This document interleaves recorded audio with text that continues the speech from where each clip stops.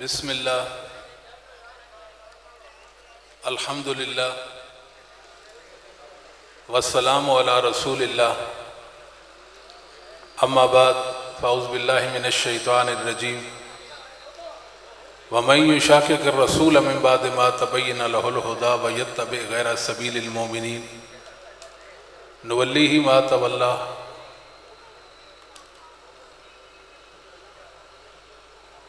وَنُصْلِهِ جَهَنَّمَ وَسَاءَتْ مَصِيرًا۔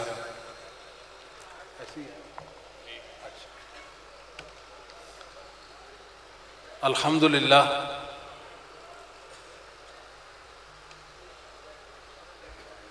سید البشر کے عنوان سے معنون کانفرنس جاری ہے۔ سٹیج پر عظیم مبلغین اور نامور تشریف فرما ہے۔ میں سلام پیش کرتا ہوں اور اللہ تعالیٰ سے دعا کرتے ہیں اللہ تعالیٰ ہمارا یہاں آنا قبول و منظور فرمائے۔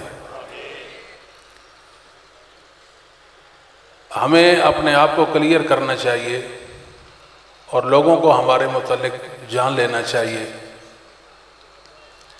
کہ ہم اہل حدیث ہوتے ہیں۔ اہل حدیث کا مطلب یہ ہے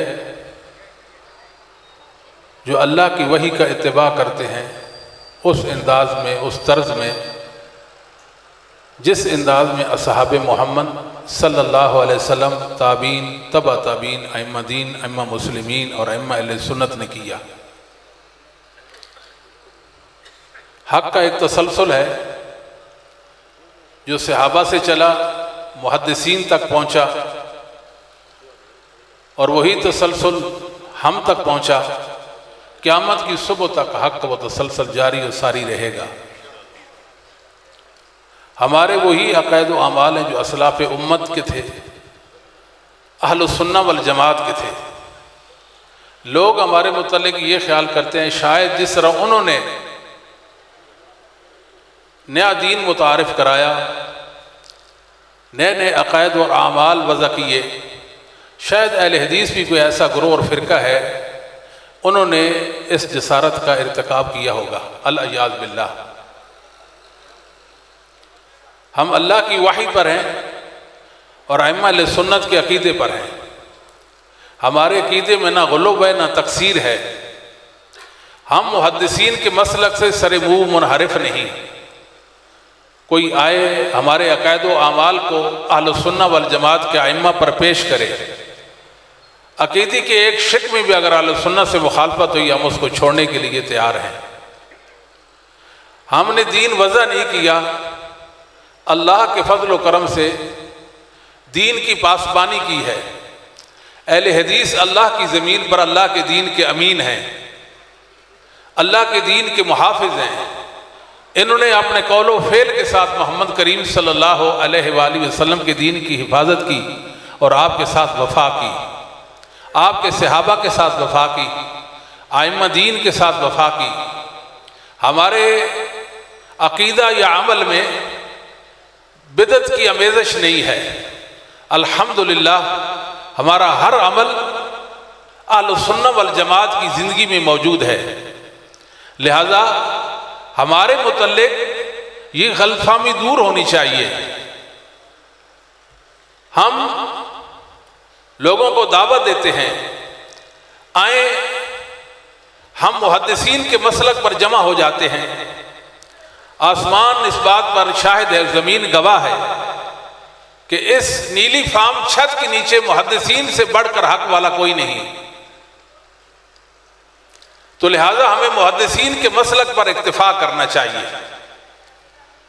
جو آیت کریمہ آپ نے سماعت فرمائی اس میں اللہ رب العالمین نے نبی کریم صلی اللہ علیہ وسلم کی مخالفت کا ذکر کیا کہ ہدایت واضح ہو جانے کے بعد جو نبی کریم صلی اللہ علیہ وسلم کی مخالفت پر کمر بستہ ہو جاتا ہے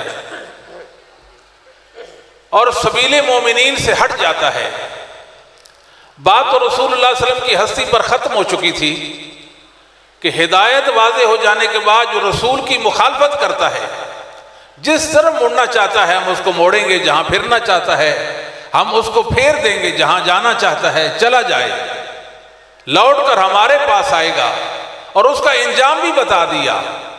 درمیان میں سبیل مومنین کا تذکرہ کیا ہے۔ کبھی آپ نے غور کیا ہے کہ سبیل مومنین کیا ہے؟ سبیل مومنین مومنوں کا راستہ ہے جو ہمیں بتاتا ہے کہ ہم محمد صلی اللہ علیہ وسلم کے موافق ہیں یا مخالف ہیں، آپ صلی اللہ علیہ وآلہ وسلم کا اتباع کر رہے ہیں یا آپ کی مخالفت کر رہے ہیں۔ آپ کی موافقت و مخالفت کا پتہ سبیل مومنین دیتا ہے۔ ہم پوری دنیا کے انسانوں اور مسلمانوں کو دعوت فکر دیتے ہیں، آئیں اپنے اعمال عقائد لے کر آئیں، ہم بھی اپنے عقائد و اعمال لے کر آتے ہیں، سبیل مومنین پہ رکھتے ہیں۔ جس کا عقیدہ اور عمل سبیل مومنین کے موافق ہے وہ حق والا ہے، اور جس کا مخالف ہے وہ حق پہ نہیں ہے، اس کو وہ اپنا عقیدہ عمل چھوڑنا ہوگا۔ کوئی عمل بھی لے آئیں، کوئی عمل بھی لے آئیں، اس کو سبیل مومنین پہ اس کی پرکھ کریں گے۔ اگر مومنوں کے راستے میں وہ عمل موجود ہے تو وہ حق ہے۔ ہم نے قرآن کریم کی کسی آیت کی اپنی طرف سے کوئی تعبیر، کوئی تفسیر نہیں کی ہے۔ اس کو ہم تعویل سمجھتے ہیں، اس کو تحریف سمجھتے ہیں۔ ہم نے کسی حدیث کا کوئی منشائی مطلب نہیں لیا۔ ہم یہ دیکھتے ہیں کہ اللہ کا قرآن ہے، یہ نبی پاک کی حدیث ہے۔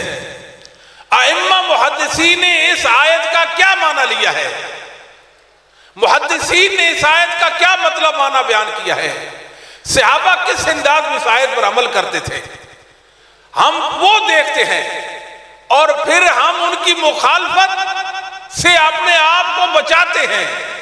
ایک حدیث بھی ایسی نہیں ہے جس کا ہم نے اپنی مرضی، اپنے علم کے مطابق، اپنے علم کے بلبوتے پر اس کو کوئی معنی متعین کیا ہو۔ یہ ہمارا صبر ہے۔ لوگ ہمیں نہیں جانتے، لوگ ہمیں نہیں جانتے، یہ ہمارا صبر ہے۔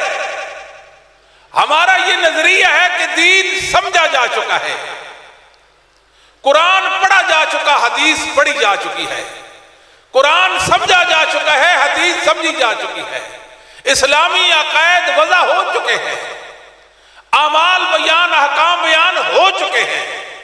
اب ضرورت صرف اتباع کی ہے، ضرورت صرف اتباع کی ہے، نت نئے عقائد و اعمال وضع کرنے کی ضرورت نہیں رہی۔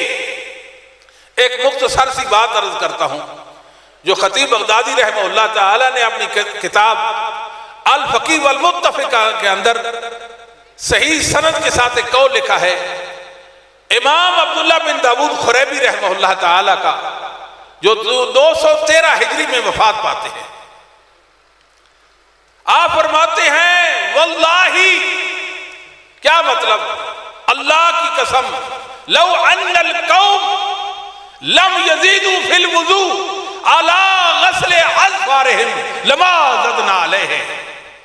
یہ ہمارا مسلک ہے، جس نے سمجھ لیا وہ خوش بخت ہے، وہ سعادت مند ہے۔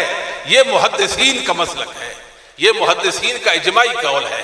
دو مسلمان بھی اس قول سے اختلاف نہیں کرتے۔ مطلب کیا ہے کہ اگر ہمیں یہ خبر پہنچے کہ اصحاب محمد صلی اللہ علیہ وسلم اور ائمہ اہل سنت وضو کرتے، صرف پاؤں کے ناخن دھوتے، اللہ کی قسم ہم صرف پاؤں کے ناخن دھوتے، ناخن سے زائد پاؤں نہ دھوتے۔ اب قرآن تو ہے، اللہ کا حکم ہے پاؤں دھونے کے حوالے سے، یہ بات تو کلیئر ہے۔ بالفرض والمحال اگر ایسے ہوتا، ہم نے اصحاب محمد صلی اللہ علیہ وسلم کو معیار حق بنایا، ایمان کی دلیل بنایا۔ صحابہ سے محبت کا معیار اور معنی اور مفہوم کیا ہے کہ اصحاب محمد صلی اللہ علیہ وسلم کی سیرت کو اپنانا ہے۔ صحابہ کبھی اللہ کے قرآن کے مخالف نہیں ہو سکتے تھے۔ اگر یہ بات ان سے منقول ہو، صرف ناخن دھوتے تھے، ہم ناخن سے زیادہ نہیں دھوئیں گے۔ کیوں؟ اس لیے کہ سب سے بڑھ کر محمد کریم صلی اللہ علیہ وسلم کی اداؤں کو سمجھنے والے، رسول اللہ صلی اللہ علیہ وسلم کی مراد کو پانے والے، اللہ کے قرآن کو سمجھنے والے، رسول اللہ کے فرمودات ارشادات کو سمجھنے والے اصحاب محمد اور ائمہ اہل بیت ہیں، اور ائمہ اہل سنہ ہیں۔ بات سمجھ آتی ہے؟ نص موجود کہ پاؤں دھونے ہیں، یہ کیسے ممکن ہے اللہ پاؤں دھونے کا کہے اور صحابہ ناخن دھوئیں؟ اس کا مطلب یہ ہے کہ اللہ کی مراد کو صحابہ محمد نے سمجھا، ہم نے نہیں سمجھا۔ ہم کہتے ہیں بھائی جھگڑا نہیں ہے، اختلاف نہیں ہے، دعوت فکر ہے، محبت ہے، نفرت نہیں ہے۔ ہم بتانا چاہتے ہیں ہماری مجبوری کو بھی تو سمجھو نا۔ نہیں سمجھتے، آئیں سبیل مومنین پہ آ جائیں۔ اللہ نے ایک راستے کا ذکر کیا ہے، یہ مومنوں کا راستہ ہے، اپنے ہر عقیدہ اور عمل کی پرکھ سبیل مومنین پہ کر دیں۔ موافق ہے تو آپ حق پہ ہیں، مخالف ہے تو آپ حق پر نہیں ہیں۔ لوگوں دین کو اسلاف امت کے علم اور عمل کے مطابق سمجھا جائے گا۔ مسلک اہل حدیث یہ ہے، وہ حق جو صحابہ کے پاس تھا وہ چل کر ہمارے پاس آیا اور قیامت تک وہ حق رہے گا۔ جیسے صحابہ نے دین کو سمجھا، اہل سنہ کے ائمہ نے سمجھا، تیسے اس پر عمل ہوگا۔ یاد رکھیں دنیا میں فتنے کیوں آ گئے؟ لوگ گمراہی اور ضلالت کے گھٹٹوب اندھیروں میں کیوں گم ہو گئے؟ وجہ کیا تھی؟ وجہ یہ تھی، دعویٰ تو تھا ہم صحابہ کو مانتے ہیں، مگر صحابہ کا طرز عمل نہیں، صحابہ کا علم اس پر بھروسہ نہیں کیا گیا۔ صحابہ کی محبت کو ایمان کی دلیل بنانے کا مفہوم ہی یہی ہے کہ صحابہ جیسا طرز زندگی ہو، رضی اللہ عنہ، اللہ ان سے راضی ہو۔ ہماری دعوت یہ ہے کہ قرآن مقدس اور حدیث کے جو مفاہیم و مطالب ہیں وہ اہل سنت کے ائمہ سے، محدثین سے لیے جائیں گے۔ محدثین جو کہتے ہیں وہ حق کہتے ہیں، محدثین جو کہتے ہیں وہ حق ہے، اور وہ قرآن و سنت کی صحیح تعبیر ہے۔ آج لوگوں نے نت نئے عقائد اور اعمال وضع کر لی ہیں، لوگوں نے نئے دین گھڑ لیے، ایسا دین، ایسا عمل، ایسا قول پہلے مسلمان اسے ناواقف ہیں۔ لے جاؤ ایسے دین کو جو دین اہل سنہ کے ائمہ اور محدثین کی زندگیوں میں نہیں تھا، ہم ایسے دین کو نہیں مانتے۔ لاؤ محدثین کی زندگیوں میں جو ان کے عقائد و اعمال ہیں، ہم ان کے اپنے آنکھوں کا جھومر بنائیں گے، اپنے ماتھے کا جھومر بنائیں گے، آنکھوں کا سرما بنائیں گے اللہ کے فضل و کرم کے ساتھ۔ اس لیے ہم بدعات سے کوسوں دور ہیں۔ جو ائمہ علیہ سنہ محدثین سے دور ہیں وہ بدعات کے قریب ہیں۔ مثال کے طور پر نبی کریم صلی اللہ علیہ وسلم کی ولادت با سعادت کے ضمن میں آج لوگوں نے ایک عید گھڑ لی ہے اور کہتے کیا ہیں کہ تمہیں خوشی نہیں ہوئی ہے۔ یہ بات کسی منصف مزاج انسان کو زیبا نہیں دیتی۔ جب پڑھتے ہیں لا الہ الا اللہ محمد الرسول اللہ، محمد صلی اللہ علیہ وسلم پر ایمان لے آئے، اللہ کا سچا رسول مان لیا، آپ کو خاتم النبیین مان لیا، آپ کو ہادی مان لیا، آپ نے اللہ کے اذن سے جو مسائل و احکام شریعت کے بتائے ان کو مان لیا، تو خوشی کیوں نہیں ہے؟ کیا کوئی مسلمان اس کو کیا مجبوری ہے کہ کلمہ بھی پڑھتا ہے اور نبی پاک کی ولادت پر اس کو خوشی نہیں ہے؟ میرے بھائیوں خوشی تو ہے، مگر بات وہی ہے، آؤ آپ اپنی عید لے کر آؤ، سبیل مومنین پر پیش کرو۔ اگر اس عید کا ثبوت سبیل مومنین میں ہے تو ہمارا ایمان سمجھ لو، اگر سبیل مومنین میں نہیں تو ہماری مجبوری کو سمجھیں، ہم اس کو حق نہیں کہہ سکتے۔ لگائیں بات، جو فتویٰ لگائیں، اسلاف امت پر تنقید کریں۔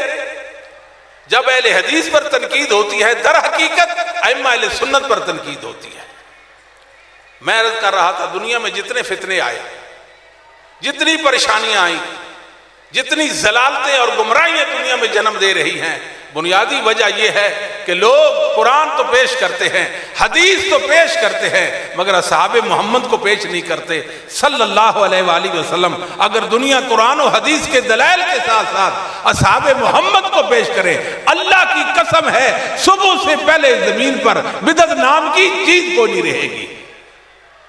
بدعت جنم ہی تب لیتی ہے جب قرآن کو پیش کریں اور حدیث کو پیش کریں، مگر اصحاب محمد صلی اللہ علیہ وسلم کو پیش نہ کریں۔ یہ جو عید ہے یہ تو شیعوں نے منائی ہے اس دھرتی پر، زمین پر۔ 335 ہجری میں سب سے پہلے مصر کے اندر الخطط کے اندر لکھا علامہ مقریزی رحمۃ اللہ علیہ نے، 845 ہجری، دیار مصر کے مورخ ہیں، مورخ اسلام ہیں، ابن تیمیہ رحمہ اللہ کے عقیدت مندوں میں سے ہیں، انہوں نے لکھا ہے کہ یہ تو رافضیوں نے منائی تھی۔ یہ روافض نے عید ایجاد کی، ان کا گھڑا ہوا دین ہے، یہ روافض کا دین ہے، اہل سنہ کا دین نہیں، اصحاب اور تابعین تبع تابعین محدثین کا دین نہیں۔ ہم تو کہتے ہیں کہ اس دین سے تو امام ابو حنیفہ رحمہ اللہ بھی ناواقف تھے، امام شافعی بھی ناواقف تھے، احمد ابن حنبل بھی واقف تھے، ناواقف تھے، امام مالک رحمہ اللہ یہ سارے ائمہ ناواقف تھے۔ عیسائیوں سے انہوں نے لی کہ عیسیٰ علیہ السلام کو یوم ولادت کو عید مناتے ہیں، اور یہ خوش ہو گئے، انہوں نے کہا ہمیں بھی منانی چاہیے، نبی کریم صلی اللہ علیہ وسلم کی خوشی میں ہمیں بھی عید منانی چاہیے۔ کتنی بڑی جسارت ہے۔ علامہ ابن الجزری نے بات لکھی، اہل کتاب نصارہ جب عیسیٰ علیہ السلام کی عید مناتے ہیں یوم ولادت کو، ہم زیادہ حقدار ہیں کہ نبی کریم صلی اللہ علیہ وسلم کے ولادت کے دن ہم عید منائیں۔ ملا علی قاری نے جواب دیا، بزرگوں سوچو تو صحیح، کیا بات کر رہے ہو؟ ہمیں تو اہل کتاب کی مخالفت کا کہا گیا، آپ موافقت کر رہے ہیں۔ ہمیں اہل سنت کو اہل کتاب کی، یہود و نصارہ کی مخالفت کا کہا گیا، آپ موافقت کی بات کرتے ہیں۔ لہذا یہ بدعت ہے، کبھی بدعت ہے، اور اس بدعت کے ضمن میں جتنے خرافات، محرمات، ترہات اور بدعات نے جنم لیا، اللہ کے سوا ان کو شمار کو نہیں کر سکتا۔ نحن ابناء اللہ وحباؤہ، وہ تو نعرے لگاتے تھے کہ ہم اللہ کے بیٹے اور اس کے پورے پیارے ہیں، کرنا کرانا کچھ نہیں ہے، ولادت کی خوشی ہے، آمد مصطفیٰ ہے، بس شور مچائے۔ خوشی تو ہر مسلمان کو ہے، خوشی کا یہ مطلب ہے ہم وہ کام کریں کہ جو صحابہ نے نہیں کیا، تابعین نے نہیں کیا، تبع تابعین نے نہیں کیا، اہل سنت نے نہیں کیا، محدثین نے نہیں کیا۔ یہ کیسا دین ہے؟ اس میں رب کی رضا ہے؟ سوچنے کی اس میں رب کی رضا کہاں سے ہے؟ آج پھر ایک بات کی جاتی ہے، بات یہ کی جاتی ہے یہ بدعت حسنہ ہے، بدعت کی تقسیم کرتے ہیں، یہ بدعت حسنہ ہے، یہ بدعت سیئہ ہے، یہ اچھی بدعت ہے، یہ بری بدعت ہے۔ مسلمانوں، وحی کے مقابلے میں جو عمل وضع کیا گیا وہ بدعت، جس عمل کا ثبوت اللہ کی وحی میں نہیں، وہ دین نہیں بن سکتا۔ علامہ عینی حنفی نے عمدۃ القاری کے اندر بدعت کی تعریف کی ہے، ہی ما لم یکن لہ اصل فی الکتاب والسنہ وقیل اظہار الشیء لم یکن فی عہد رسول اللہ صلی اللہ علیہ وسلم فی زمن الصحابہ۔ سمجھے اس بات کو، آپ کو علماء نے تعریف کی ہے، بتایا ہے بدعت کیا ہے، جس کی اصل کتاب و سنت میں نہیں، جس عمل کا ثبوت اللہ کی وحی میں نہیں ہے، وہ بدعت ہوتا ہے۔ ایک قول یہ بھی ہے، ایک دوسری بدعت کی تعریف یہ بھی ہے، بدعت وہ عمل ہے جو نبی پاک صلی اللہ علیہ وسلم کے زمانہ میں اور صحابہ کے زمانہ میں جس کا وجود نہ ہو وہ بدعت ہوتا ہے۔ نبی پاک صلی اللہ علیہ وسلم کا فرمان ہے کل بدعت ضلالہ، کل بدعت ضلالہ۔ یہ حدیث اپنے عموم پر ہے، محدثین نے اس کی تخصیص نہیں کی کہ بعض بدعتیں حسنہ اور بعض بدعتیں سیئہ ہوتی ہیں، روایت تو محدثین کی سندوں سے امت تک پہنچی ہے۔ یہ کیسا دین ہے کہ آپ نے روایت تو محدثین سے لے لی اور اس کو معنی اپنا پہنا کر دین وضع کیا اور لوگوں کو اہل حق کو برا بھلا کہنا شروع کر دیا۔ کل بدعت ضلالہ، ہر بدعت گمراہی ہے۔ بات مختصر کرتے ہیں، امام بیکی رحمت اللہ علیہ نے اپنے استاد ابو طاہر الفقی اور دوسرے استاد ابو سعید بن ابی عمر سے بیان کیا، وہ اپنے استاد ابو العباس الاسم سے بیان کرتے ہیں، وہ اپنے استاد محمد بن عبید اللہ المنادی سے بیان کرتے ہیں، وہ شبابہ سے بیان کرتے ہیں، وہ ہشام بن غال سے بیان کرتے ہیں، وہ نافع سے بیان کرتے ہیں کہ سیدنا عبداللہ بن عمر رضی اللہ تعالی عنہما فرمایا کرتے تھے کل بدعت ضلالہ وان راى الناس حسنا۔ یہ ہمارا مسئلہ ہے، یہ ہمارا عقیدہ ہے۔ ہم جو بات کرتے ہیں اپنے اسلاف سے ثابت کریں گے۔ ہمارا رد کرو گے معنی یہ ہے کہ آپ اسلاف امت کا رد کر رہے ہیں، اور امت کے اسلاف کا رد کرنا یہ کوئی خوبی نہیں ہے، یہ بہت بڑی خامی ہے۔ عبداللہ بن عمر فرماتے ہیں کل بدعت ضلالہ وان راى الناس حسنا، ہر بدعت گمراہی ہے اگرچہ لوگ اس کو حسنا کہتے رہے، لوگ کہتے رہے اس کو حسنا۔ یاد رکھو لوگوں، حسن محمد صلی اللہ علیہ وسلم کی اداؤں میں ہے، اور کسی بدعت میں حسن اور بدعت میں حسن، یہ کیسے بدعت میں حسن ہو سکتا ہے کہ اللہ کے دین کے مقابلے میں دین گھڑے، نبی پاک کی شریعت پر اکتفا ہی نہ کرے اور اپنی طرف سے دین وضع کرے، اس کو اپنے رب کی رضا کا ذریعہ بنا لے۔ سمپل سی بات ہے، سادی بات ہے۔ ہمارے مطابق، اہل السنہ کے مطابق، اہل حدیث کے مطابق سنت بدعت کی تقسیم نہیں ہے، ہر بدعت گمراہی ہے۔ من احدث فی امرنا ھذا ما لیس منہ فہو رد، جس نے ایسا عمل متعارف کرایا جس کی اصل، جس کا ثبوت کتاب و سنت میں، اللہ کی وحی میں، شریعت اور دین میں نہیں ہے، وہ عمل مردود ہے، مراد باطل ہے۔ من احدث فی دیننا ما لیس منہ فہو رد، یہ الفاظ ہے جو ہمارے دین میں ایسا عمل جاری کر دیتا ہے، ایسا عمل جاری کر دیتا ہے جس کا ثبوت قرآن و حدیث میں نہیں ہے۔ ثبوت کون بتائے گا؟ ائمہ اہل سنت بتائیں گے، کیونکہ انہوں نے قرآن کو جیسے سمجھا اور حدیث کو سمجھا، ہم اس طرح سے نہیں سمجھ سکتے۔ اگر قرآن و سنت میں بدعات، یہ جو ہمارے بھائی بدعات جاری کیے ہوئے ہیں، ان کا کوئی ذکر، کوئی ثبوت ہوتا تو پہلے ائمہ ان کو بدعت کہتے، پھر اس عمل کو سوچنے کی بات ہے۔ لہذا کوئی بدعت حسنہ نہیں، حسن والی نہیں، ہر بدعت کبھی ہے۔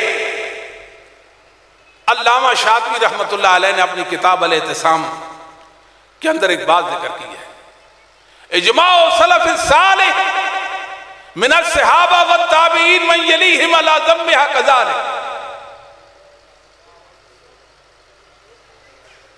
وتقبیحها وحروب عنها وعمن اتصم بشیء منها ولم یکا فی ذلک منہم توقف ولا مسنویت بحسب الاستقراء اجماع ثابت تدل على ان كل بدعة ليست بحق بل هي من الباطل۔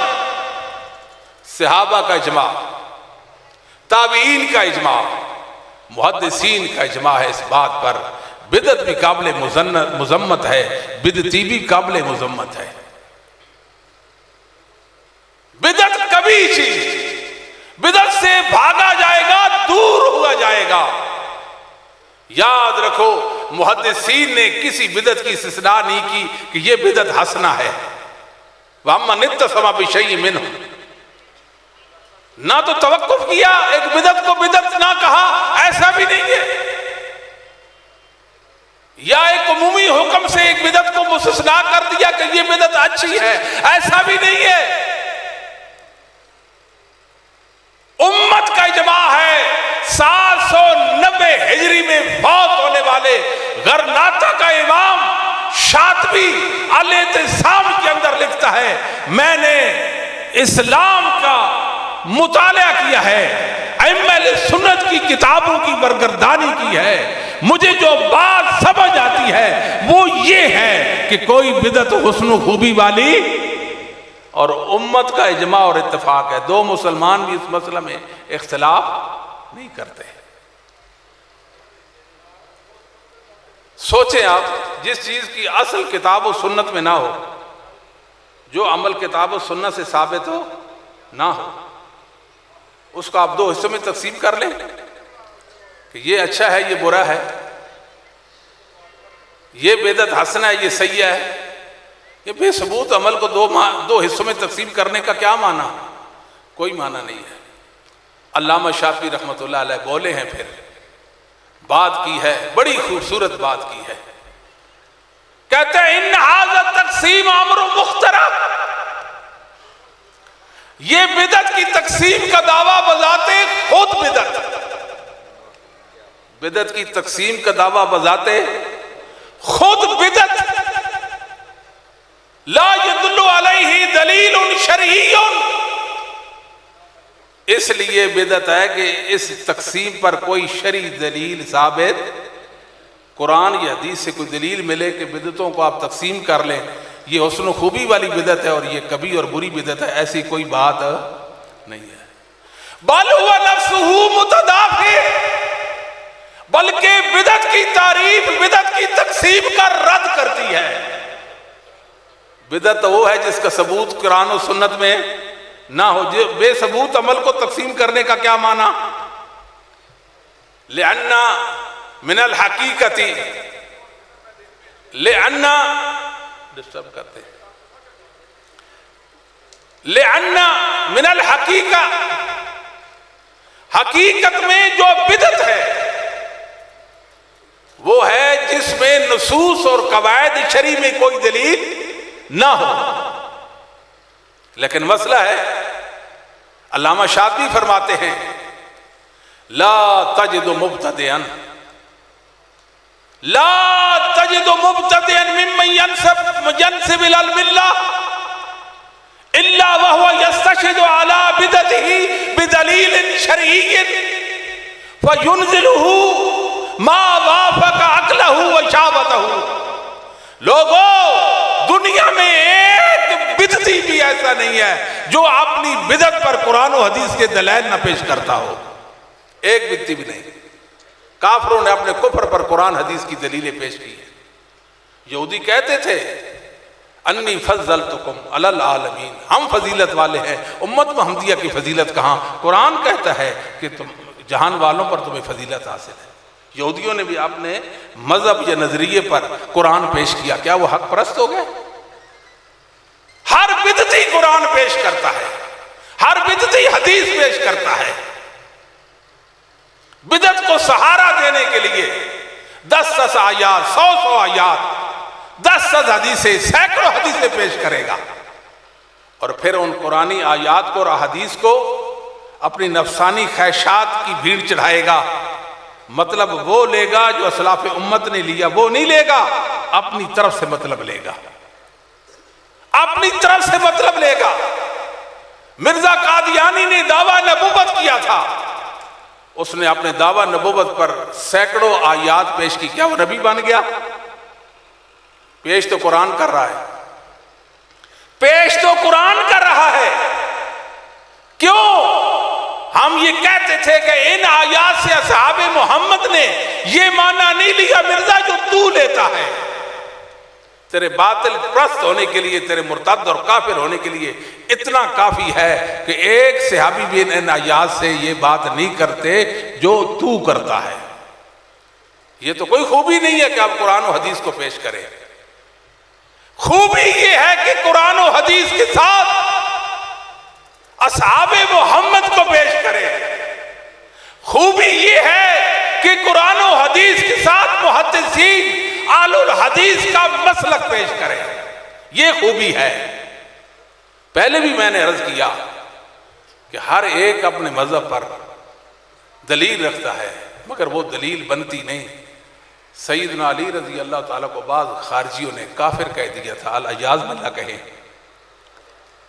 ان الحکم الا للہ، ان الحکم الا للہ۔ کیا اس آیت کی روح سے جناب علی رضی اللہ تعالیٰ یاذ باللہ ان کو کہ ایسا ویسا مسئلہ ثابت ہوتا ہے؟ لیکن کیا کریں، پیش کرنے والوں نے کر دی آیت سے۔ علی فرماتے تھے کلمۃ الحق ارید بہا الباطل، کلمۃ الحق ارید بہل باطل، قرآن تو حق ہے مراد باطل لی گئی ہے۔ بدعتی قرآن پیش کرتا ہے، حدیث پیش کرتا ہے، اصحاب محمد کو پیش نہیں کرتا، ائمہ اہل سنت کو پیش نہیں کرتا۔ ہم کہتے ہیں بدعتی سنو، کلمہ حق، قرآن حق، حدیث حق ہے، مگر تیری مراد باطل ہے۔ لہذا مسلمانوں کلیئر کرو اپنے آپ کو، کوئی بدعت کی تقسیم نہیں ہے۔ دوسری بات کہتے ہیں کیا ہوا، منع بھی تو نہیں ہے نا، منع نہیں ہے۔ کتنا بڑا دھوکہ ہے نفس کا، کتنا بڑا دھوکہ ہے۔ مسلمانوں جس کے پاس یہ دین ہے کہ منع نہیں ہے اور میں اس کو دین بناتا ہوں، اس کے دین کا کیا اعتبار ہے؟ اتنے سادہ لوگ ہیں، اتنے سادہ لوگ ہیں، اللہ ان پہ رحم فرمائے۔ ہم حیران ہیں اس بات پر۔ یاد رکھو دین محمد کے لیے ثبوت چاہیے۔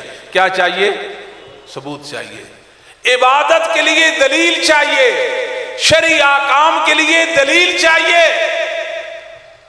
ہم نے وحی کی پیروی کرنی ہے، اللہ حکم دے گا، اس کا رسول حکم دے گا، ہم کر دیں گے۔ اللہ اور اس کا رسول حکم نہ دے تو ہم اس کو کبھی بھی دین سمجھ کر اپنا نہیں سکتے۔ یہ ہمارا مسلک ہے۔ بتائیں اس میں کیا خامی ہے؟ خامی بتائیں، ہم حاضر ہیں۔ خامی کیا ہے؟ ہم دنیا کو یہ پیغام چھوڑتے ہیں، لوگوں دین اللہ کی وحی کا نام ہے۔ جس چیز کا ثبوت اللہ کی وحی میں ہے وہ اللہ کا دین ہے۔ وحی کے علاوہ دین، یہ منع والا تو مسئلہ ہی نہیں ہے۔ منع والا آخر اس میں حرج کیا ہے؟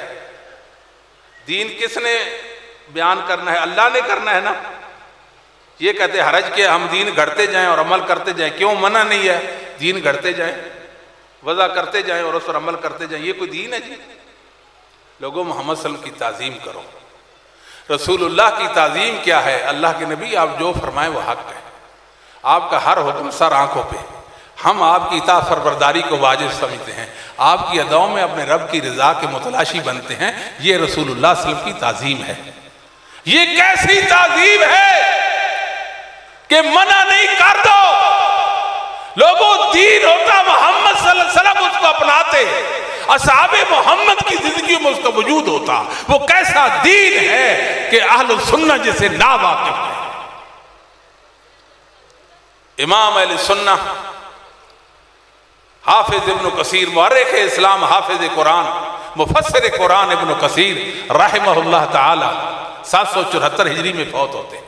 اپنی مایا ناز تفسیر ابن کثیر کے اندر، تفسیر القرآن العظیم کے اندر ایک بات کی، اما اہل السنہ والجماعہ فیقولون فی کل فعل وقول لم یثبت ان الصحابہ هو بدعہ لانه لو كان خیرا لسبقونا الیہ لانهم لم یترکوا خصلۃ من خصال الخیر الا وقد بادروا الیہا۔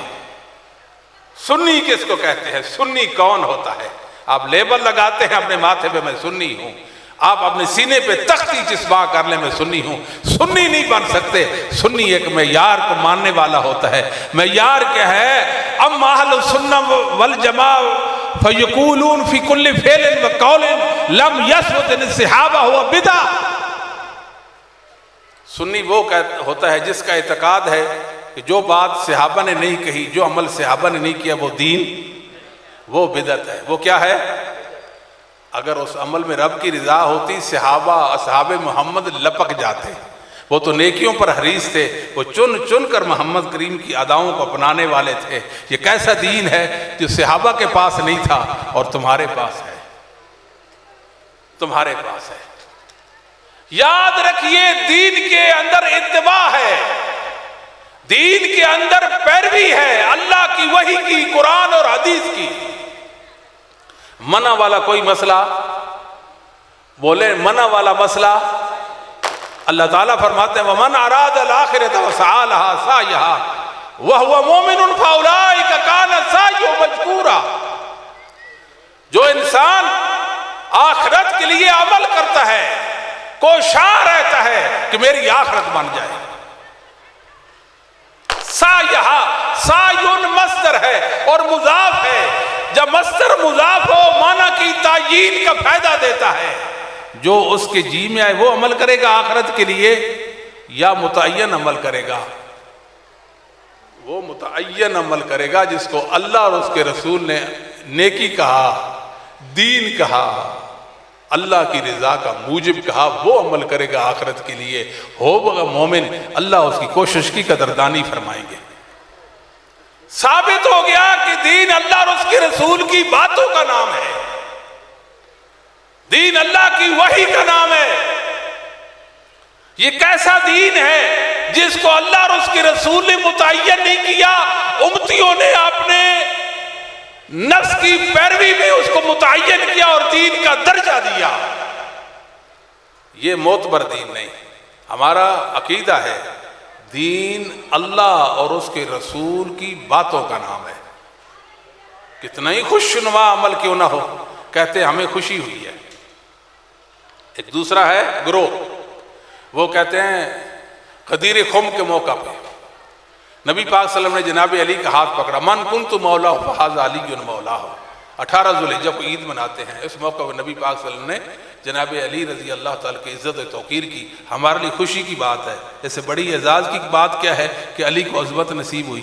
عید وہ مناتے ہیں، علی تو ہمارے بھی ہیں، علی تمہارے بھی ہیں. ذرا ایک اور عید بھی نکالو. علی رضی اللہ تعالیٰ کی خوشی میں ان کی فضیلت ملنے پر عید ایک اور کیسی باتیں کرتے ہیں. قل بفضل اللہ وبرحمتہ فبذلک فلیفرحوا. آیات پڑھتے ہو، یہ آیات اصحاب محمد نے پڑھی تھی. اللہ کا دین نازل تھا، وہ سامنے بیٹھے تھے، رسول اللہ کی مرادوں کو سمجھنے والے تھے. اگر ان کی زندگیوں میں اس آیت سے استدلال نہیں ہے عید میلاد نبی کا، لے جاؤ پھر، تمہارے استدلال کی ہمیں کوئی ضرورت نہیں ہے. ہم نہیں مانیں گے اس استدلال کو جو صحابہ اور محدثین نے نہیں کیا. یہ کیا بات ہے؟ آیات پڑھ پڑھ کے سناتے ہیں. آیات ہمارے ائمہ نے بتایا بدعتی قرآن پڑھتے ہیں، حدیث پڑھتے ہیں، مگر نہیں پیش کرتے تو صحابہ محمد کو پیش نہیں کرتے. کہتے ہیں جی کیا مسئلہ ہے، نیکی کا کام ہے، نیت بھی ہماری اچھی ہے، منع بھی نہیں ہے. اور مسلمانوں دین میں منع کی کوئی بات نہیں ہے، منع کی کوئی بات نہیں. مسلم کی حدیث رافع بن خدیج انصاری، نبی کریم صلی اللہ علیہ وسلم مدینہ ہجرت فرمائی، دیکھا انصار صحابہ باغبانی کرتے ہیں، کھجوروں کے باغات ہیں، کھیتی باڑی کرتے ہیں، نر کھجور کا خوشہ لے کر مادہ کے نیچے کھڑے ہو کر اوپر کو پھینک رہے ہیں. آپ نے سمجھا شاید بدشگونی ہے کوئی، آپ نے منع فرما دیا. صحابہ رک گئے. اس سے عربی زبان میں تلقی کہتے ہیں یا تعبیر النحل کہتے ہیں. کھجوروں کی پیمند کاری کرتے تھے وہ. آپ نے دیکھا منع کر دیا، وہ رک گئے. چند سالوں میں پھلوں کا نقصان آیا، کھجوروں کو پھل ہی نہیں لگ رہا تھا. آپ صلی اللہ علیہ وسلم کی خدمت میں حاضر ہوئے. صحیح مسلم کی حدیث ہے. محبوب آپ نے منع کیا، ہم رک گئے. واہ صحابہ، آپ نے منع کیا، ہم رک گئے. ہم نے یہ نہیں سوچا یہ نقصان والی بات ہے. ہم نے کہا محمد صلی اللہ علیہ وسلم کی زبان سے نکلی ہے. اس موقع پہ نبی کریم صلی اللہ علیہ وسلم نے ایک بات فرمائی، اتنی خوبصورت بات ہے، ذرا آپ سے لکھنے کے لائق ہے. قربان جو محمد صلی اللہ علیہ وسلم کی عظمت پر. انما انا بشر، انما، ذرا بولیں نا، انما انا بشر. اور یہ ایک بات یاد رکھیں، قرآن اور حدیث میں جہاں بھی نبی کریم صلی اللہ علیہ وسلم نے اپنے متعلق یہ بتایا میں بشر ہوں، انما کلمہ کے ساتھ بتایا. یہ کلمہ حصر ہے. لوگوں واضح ہو جائے تم پر، اس بات کو اچھی طرح سمجھو، میں بشر کے علاوہ اور کچھ بھی نہیں ہوں. ایسا معذرت خواہانہ انداز ہے آپ کا. انما انا بشر، بات سٹارٹ کہاں سے ہوگی؟ انما انا بشر اذا امرتکم بشیء من دینکم فخذوہ بی. ہوں میں اللہ کا پیغمبر، میں رتبہ اور مقام تو سمجھو. میں تمہیں اللہ کے دین کا کوئی عمل کہوں، اس کو اپنی ڈاڑوں میں پکڑ لینا مضبوطی سے اور اس پر عمل پیرا ہو جانا. وَإِذَا أَمَرْتُكُم بِشَيْءٍ مِّن رَّأْيٍ فَإِنَّمَا أَنَا بَشَرٌ. میں اپنی رائے سے کوئی بات کروں تو میں بشر ہوں، بتقاض بشریت مجھے غلطی لگ سکتی ہے۔ انتم عالم بامر دنیاکم، یہ کھیتی باڑی کا مسئلہ تھا، یہ باغبانی کا مسئلہ تھا، یہ میری خطا تھی، میں نے آپ کو روکا، آپ بہتر جانتے تھے، میں نہیں جانتا تھا۔ فإنی انما ظننت ظنا فلا تؤاخذونی بالظن، میں آپ سے سوری کرتا ہوں۔ کیا معنی اس کا؟ میں آپ سے سوری کرتا ہوں، میرا خیال تھا جس وجہ تمہارا نقصان ہو گیا، لیکن اذا حدثتکم عن اللہ شیئا فخذوہ بہ، ہاں یہ ضرور ہے میں اللہ کی طرف سے کوئی پیغام دوں پھر اس کو مضبوطی سے لے لینا۔ کیوں؟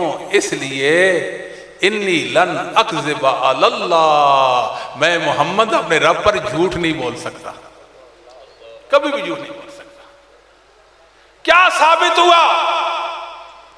ثابت یہ ہوا کہ دین اللہ کے اذن کا نام ہے، اللہ اجازت دے تو دین کا وہ کام دین بنے گا، ورنہ دین کا کام نہیں۔ اور دنیا کے کاموں میں ہاں آزاد ہیں، بڑھتے چلے جائیں گے، بڑھتے چلے جائیں گے، جب اللہ اور اس کو رسول روکے گا تب روکیں گے، ورنہ بڑھتے چلے جائیں گے۔ یہ دین اور دنیا کا فرق سمجھ لیں، یہ ہمارا عقیدہ ہے۔ دنیا کو پیغام دو، لوگوں کو بتاؤ کہ اہل حدیث کہتا ہے دین اللہ کی وحی کا نام ہے، عبادت وہ ہے جس کو اللہ مقرر کر دے گا، رسول اللہ جس کو عبادت قرار دیں گے وہ عبادت ہے، ورنہ عبادت کہلوانے کی وہ مستحق نہیں ہے۔ بخاری مسلم کی حدیث ہے، عمر ابن خطاب، توجہ فرمائیں بزرگوں، عمر ابن خطاب رضی اللہ تعالی عنہ حجر اسود کے سامنے کھڑے ہیں، یہ بیچارے تو ویسے ہی پتھروں کو متبرک سمجھتے ہیں اور اپنے جسموں میں ملتے پھرتے ہیں، وہ اللہ کی جنت کا پتھر تھا جس کو حجر اسود کہتے تھے، دودھ سے زیادہ سفید، برف سے زیادہ وہ سفید تھا، اولاد آدم کے گناہوں اور شرک کی وجہ سے وہ کالا ہو گیا تھا، اس کو حجر اسود کہتے ہیں، جو کعبۃ اللہ کے کونے میں نصب ہے، یہ جنت کا پتھر ہے، جنت کا پتھر ہے۔ سیدنا عمر ابن خطاب رضی اللہ تعالیٰ کھڑے ہیں، حجر اسود سے بات کر رہے ہیں، بات تو مجھ سے اور آپ سے کر رہے تھے، بھلا پتھر بھی سنتے ہیں۔ انی لعالم انک حجر لا تضر ولا تنفع، مجھے یقین ہے، میں جانتا ہوں تو ایک پتھر ہے، تو ایک پتھر ہے، تو ایک پتھر ہے، نہ نفع دے سکتا ہے نہ نقصان پہنچا سکتا ہے۔ لولا انی، واہ عمر، لولا انی رأیت رسول اللہ صلی اللہ علیہ وسلم قبلک ما قبلتک، لوگوں میں عمر کی نبی پاک کے ساتھ محبت اور عقیدت کی دلیل تو دیکھو، تجھے رسول اللہ نے بوسہ نہ دیا ہوتا میں عمر تجھے بوسہ نہ دیتا۔ نہیں سمجھے بات؟ اگر رسول اللہ نے تجھے بوسہ نہ دیا ہوتا میں عمر تجھے بوسہ دے کر رب کی رضا کا متلاشی نہ بنتا۔ نبی پاک نے کیا ہے تو دین ہے، نہ کیا ہوتا تو دین، سمجھے تو نہیں؟ یہ تو نہیں کہا کہ منع نہیں ہے لہذا میں تو دے ہی دیتا، بات سمجھیں، یہ منع والا مسئلہ شریعت میں نہیں ہے، دین اتباع کا نام ہے، دین اتباع، جو وحی میں ہے وہ دین ہے، جو وحی میں ہے وہ عبادت ہے، جو نبی پاک صلی اللہ علیہ وسلم نے کر دکھائی، صحابہ نے کر دکھائی وہ عبادت ہے، اس کے علاوہ عبادت کا کوئی ذریعہ اور طریقہ نہیں ہے۔ کتنی پیاری بات ہے، قبلک ما قبلتک، قبلک ما قبلتک، اللہ کے نبی نے تجھے بوسہ دیا، میں بھی تجھے بوسہ دیتا ہوں، نہ دیتے تو نہ دیتا، دیا تو اس لیے کہ میرے آقا مولا نے تجھ کو بوسہ دیا صلی اللہ علیہ وآلہ وسلم۔ مسئلہ واضح ہوا کہ نہیں ہوا؟ بخاری کی حدیث ہے کہ شیبہ بن عثمان بن ابی طلحہ بیان کرتے ہیں، ایک دن میں حرم مکہ میں مسجد حرام میں جناب عمر رضی اللہ تعالی عنہ کے پاس بیٹھا ہوا تھا۔ وائل بن شقیق، ابو وائل شقیق بن سلمہ بیان کرتے ہیں کہ شیبہ بن عثمان بن ابی طلحہ کہتے ہیں میں جناب عمر کے ساتھ مسجد کے صحن میں بیٹھا تھا، کعبۃ اللہ سامنے تھا، جناب عمر فرمانے لگے میرا دل کرتا ہے کعبۃ اللہ کے اندر جو سونا اور چاندی ہے اسے غریبوں میں تقسیم کر دوں، غریبوں میں تقسیم کر دوں۔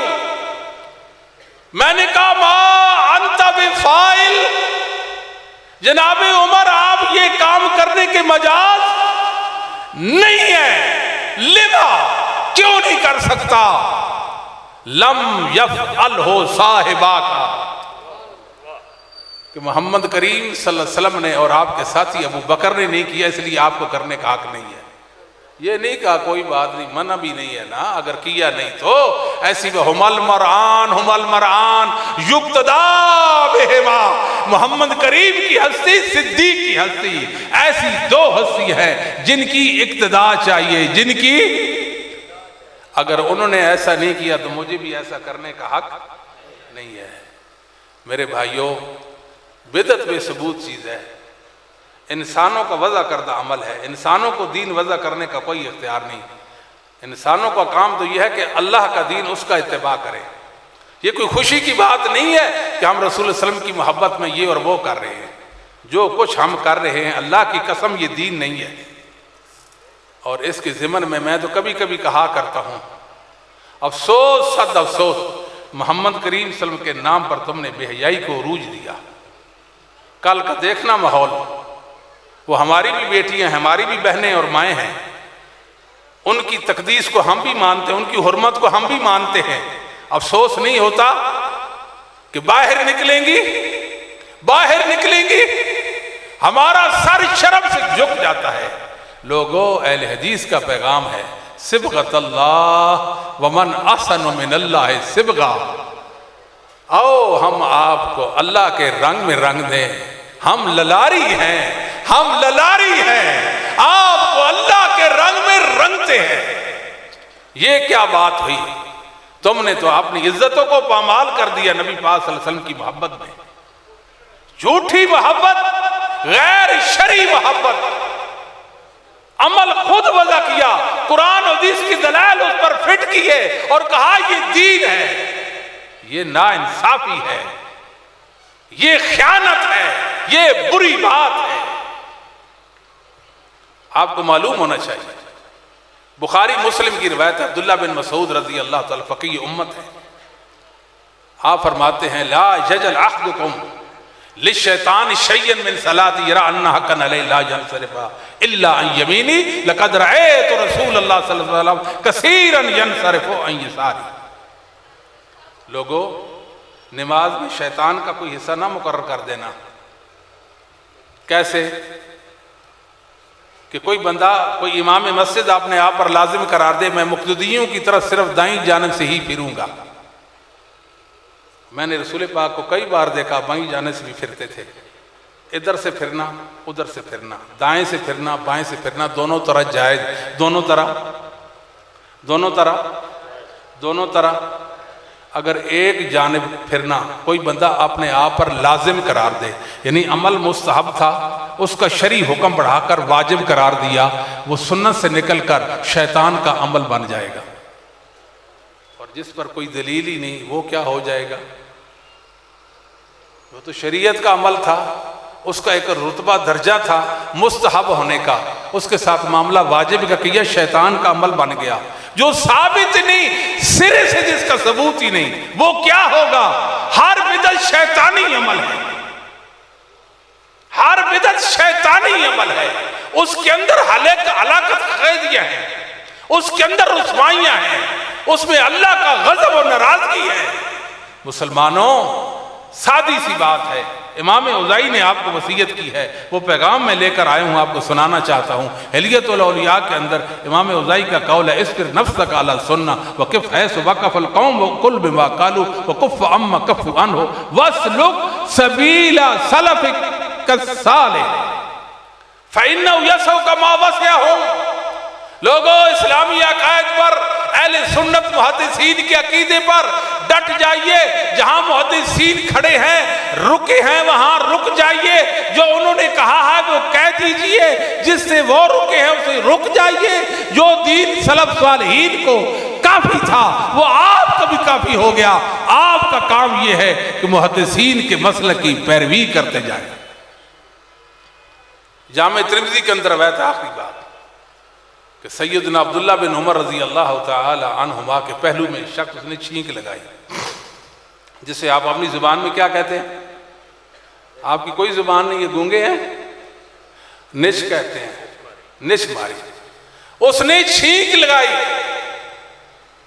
صحابی رسول کے پہلو میں ایک شخص ہے، ایک عمل کرتا ہے، کہتا ہے الحمدللہ والسلام علی رسول اللہ۔ کیا کہتا ہے؟ الحمدللہ والسلام علی، کیا مطلب؟ تعریف اللہ کی ہے، رسول اللہ پر سلام۔ جملے خوبصورت ہیں کہ نہیں؟ پیارے جملے ہیں کہ نہیں؟ اللہ کی تعریف، نبی پاک پر سلام ہے کہ نہیں؟ ایمان ہے کہ نہیں؟ مشروع عمل ہے نا۔ عبداللہ بن عمر نے کیا کہا؟ بھائی ایسا مت کہو، ایسا مت کہو۔ اگر ہم جیسا کوئی بیچارہ کہہ دے تو اس کو تو وہابی قرار دیتے ہیں، یہ گستاخ ہے نبی پاک کے۔ یہ بات ٹھیک ہے کہ نہیں؟ صحابی کہتا ہے بھی ایسے مت کہو، میں بھی اللہ کی تعریف کرتا ہوں، میں بھی رسول اللہ پر سلام کہتا ہوں، مگر اس موقع پہ محمد کریم کی تعلیم چھینک لگانے پر الحمدللہ والسلام علی رسول اللہ نہیں کہنا۔ رسول اللہ صلی اللہ علیہ وآلہ، بات کیا ہوئی؟